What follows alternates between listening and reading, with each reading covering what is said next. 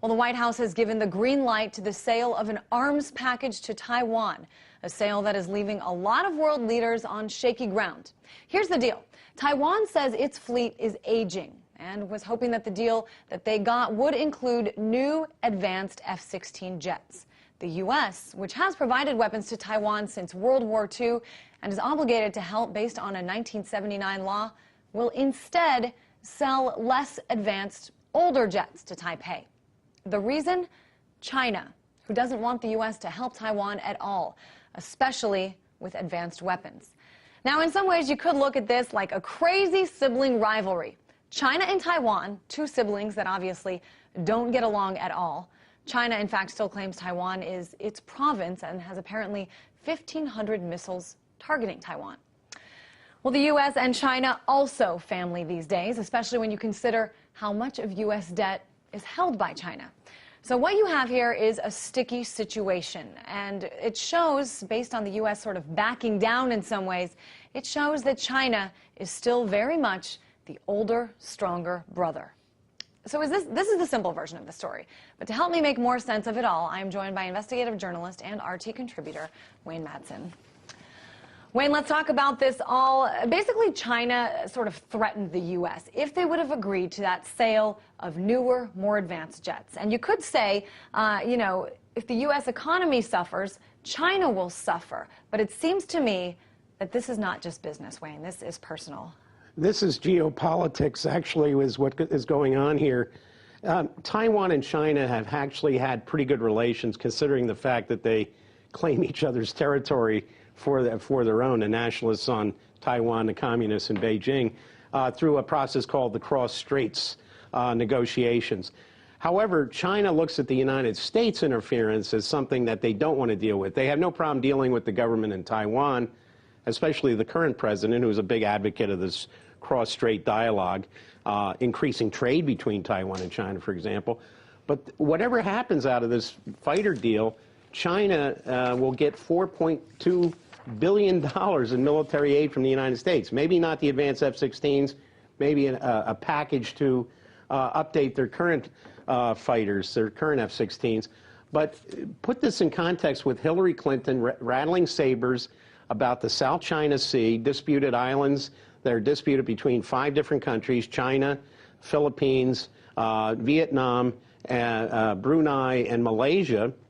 In addition to Taiwan, she has been rattling sabers against China. So it looks like there's still some old free China Cold Warriors in the Obama administration parading around as Democrats, when in fact they look like they're closer to the old Richard Nixon of the 1950s. There were quite a few forces, though, Wayne, pushing for the sale, for that sale of the newer, more advanced F-16s. And that includes lawmakers who supported a bill basically to reaffirm that close relationship between the U.S. and Taiwan. I want to read something that Florida Republican Congressman Ileana Ros-Lehtinen said yesterday in a statement. She said, quote, "In order to protect U.S. national security interests in the Pacific, we must ensure that Taiwan has the capability to defend itself from an attack or coercion by mainland China. The Taiwan Relations Act requires this. It is deeply concerning that the current administration's commitment to the very foundation of the TRA seems to be faltering most glaringly through its continued refusal to sell Taiwan the next generation F-16s or diesel submarines." Other lawmakers, including Texas Senator John Cornyn, also add, this would have brought U.S. jobs, which we desperately need since these newer jets are made by Lockheed Martin. Talk about kind of the truth behind the politics here between these lawmakers getting involved and wanting the U.S. to sort of tip that scale between the U.S. and China. Well, with Ros-Lehtinen, we have actually someone stuck in time. She is basically, she doesn't want to have any dialogue with Cuba because she's basically a Cuban from South Florida, so she's against any initiatives with the Castro government. And it looks like her policy vis-a-vis China is going back to the old debate between Nixon and Kennedy in 1960, whether the U.S. will protect Quemoy and Matsu. These people like Cornyn and Ros-Lehtinen and Robert Menendez, who's a Democrat from New Jersey, I should add, he's a member of that same Cuba coalition that Ileana Ros-Lehtinen is a member of. These are Cold Warriors, but then again, they're also beholden to the military-industrial complex.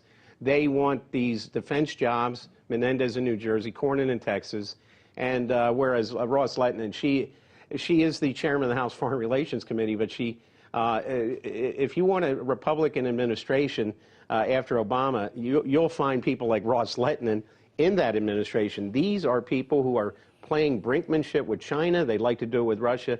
Cold warriors in the 21st century. You mentioned, Wayne, how relations between China and Taiwan, relatively speaking, are decent these days, despite some pretty, things between them that run deep in terms of opposition to one another. China has been warning the U.S. for quite some time about this deal, which has been in the works for a couple of years now. I know one official Chinese newspaper even said, quote, warned about the madmen on Capitol Hill pushing the F-16 sale were playing with fire and could pay a disastrous price. What kind of disastrous price do you think they were threatening? Well, they could increase their military presence, as they already are in the South China Sea. There's also a dispute over some islands between Japan and China. This could ratchet up tensions on the Korean Peninsula, Okinawa, Taiwan, all the way down to the South China Sea. But I think there are some elements in both the Obama administration and the Republican Party that would like to see that showdown with China, which actually owns our debt. And I think that's the key here. There's some people who would like to see a breakdown in relations, thinking the U.S. somehow could get out of paying its debt to China, which isn't going to happen. Yeah.